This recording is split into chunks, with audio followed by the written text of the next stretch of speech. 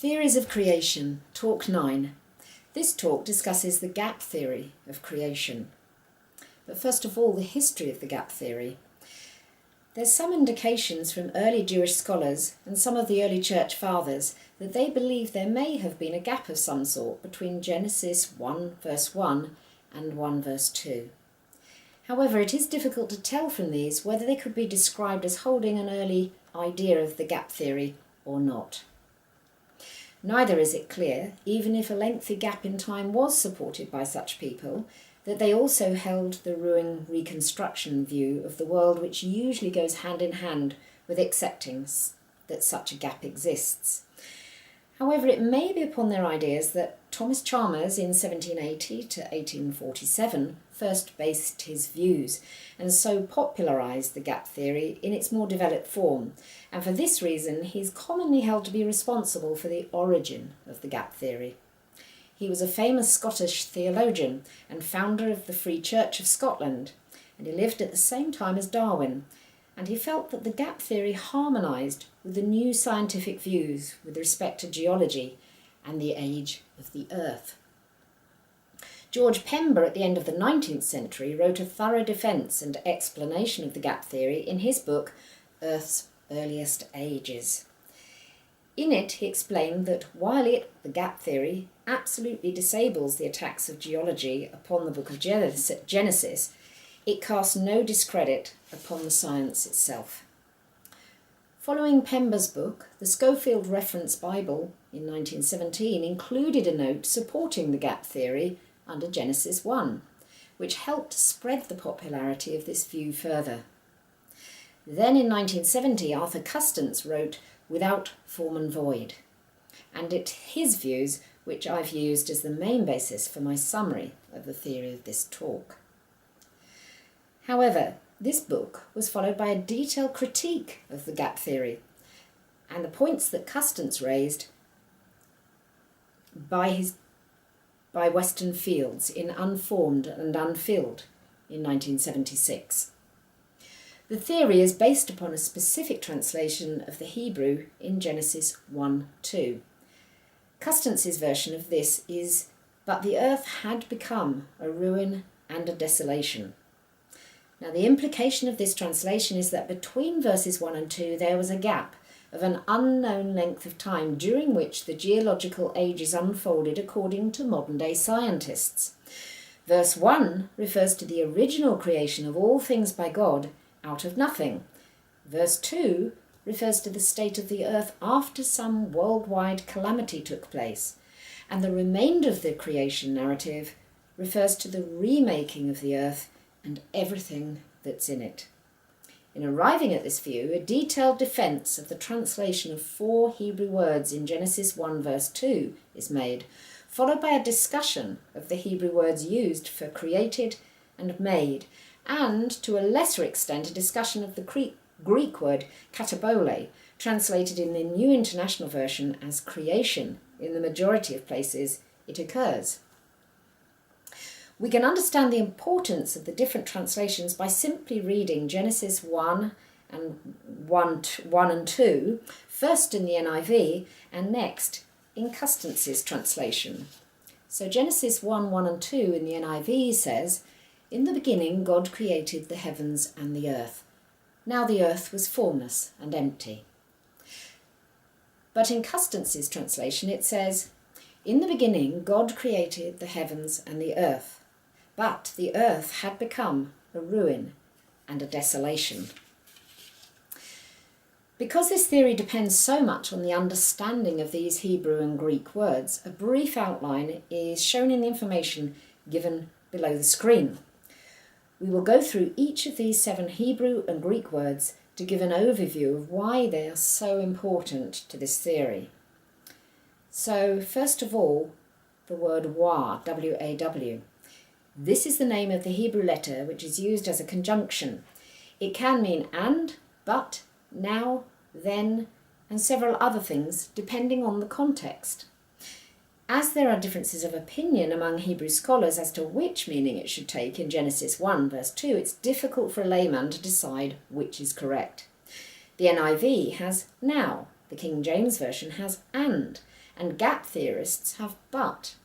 The arguments for and against each are many and detailed, and it seems that a person's acceptance of one translation above another must depend on their prior ideas about the creation of the world. If it's conceded that wa should be translated but, then this strongly implies that something must have happened between verses 1 and 2 to result in the earth being formless and empty. And then the second word is hayetha, Hayetha. This is the Hebrew for a particular part of the verb to be.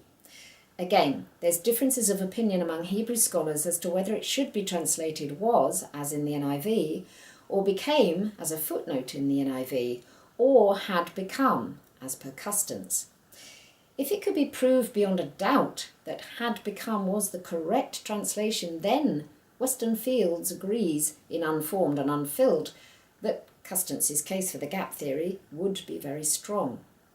However, as there are strongly differing opinions over the correct translation, and in some cases agreement that it could be correctly translated either way, then again it seems the translation we personally accept will depend on our prior ideas about the creation of the world. The next two words, Tohu and Bohu, are shown in the information given below the screen. There's 20 occurrences of Tohu and 3 of Bohu.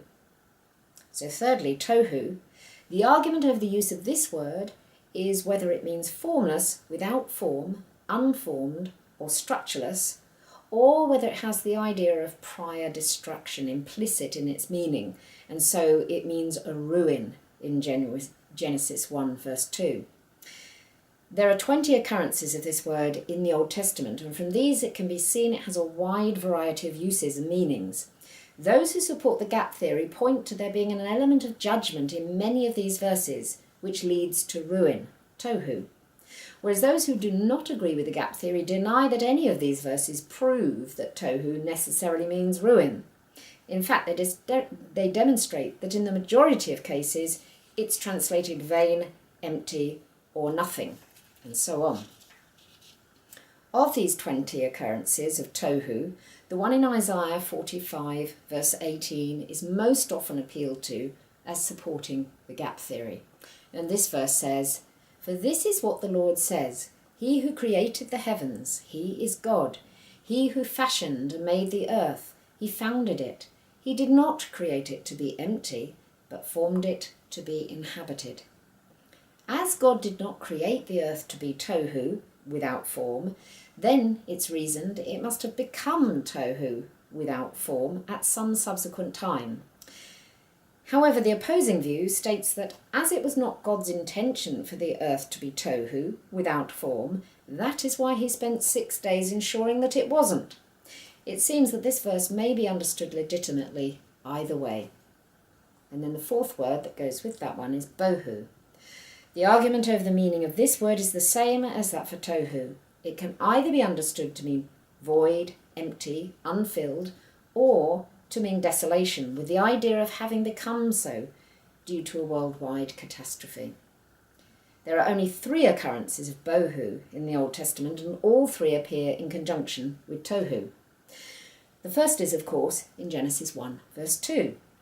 The second is in Isaiah 34, verse 11, which says, "God will stretch out over Edom the measuring line of chaos, Tohu, and the plumb line of destruction, Bohu." And the third is in Jeremiah 4, verse 23, which says, "I looked at the earth and it was formless, Tohu, and empty, Bohu." It's pointed out that in both of the references in Isaiah and Jeremiah, the Tohu and Bohu are as a result of judgment, and so this must also be the case in Genesis 1 verse 2. The answer given to this is that although this may possibly be the case, it does not have to be so. The meaning of words is often defined by their contexts. As Bohu occurs at the very beginning of Genesis, there is little context from which to derive its meaning. However, it is pointed out that the occurrence of Tohu and Bohu together is a good example of a figure of speech called hendiades, where a single concept is expressed by 2 words linked with a conjunction. Thus, they could be legitimately translated a formless waste. And now if this is the case, then the use of the word tohu on its own throughout the Old Testament gives a good indication as to how the word bohu should be understood. And as tohu is most often translated vain, empty and nothing, then bohu should also be understood in that context. And then the next two words are Bara and Aza, numbers 5 and 6. It's also important for those that hold the gap theory to distinguish between the meaning of the two Hebrew words bara, which means create, and Aza, which means make.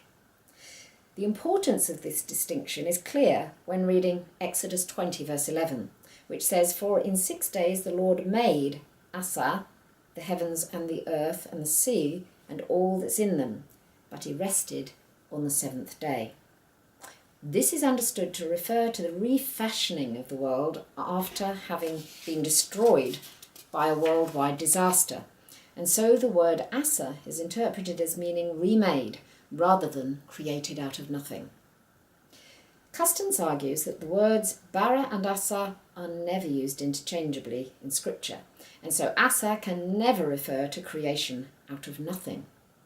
However, Weston Fields argues equally strongly that these words can be used interchangeably and often are. If Custance is right in his contention, this would virtually prove the gap theory is correct, and that's because only in Genesis 1, verse 21, and verse 27 is the word bara used for create out of nothing. The remainder of the chapter uses the word Aza, which is to make. And if this cannot mean to create out of nothing, then all other interpretations of Genesis 1 would by implication have to be incorrect. However, if Weston Fields is correct, then the gap theory may still be allowed, just not proven by this method. And lastly, and seventh, katabole. This Greek word has as its literal meaning a casting down, according to Vine's expository dictionary. Custance points out that where this word is used in the Septuagint, it is often translated slain, broken down, laid low, etc.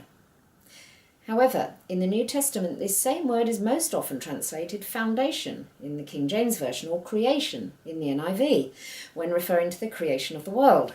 Now, Custance argues that in order to be consistent, this translation should be overthrow or disruption. And so in all the occurrences of katabole in the New Testament, it should read since the disruption of the world, or before the disruption of the world, instead of using the word creation. This more consistent translation would then be in accordance with the gap theory and would support it.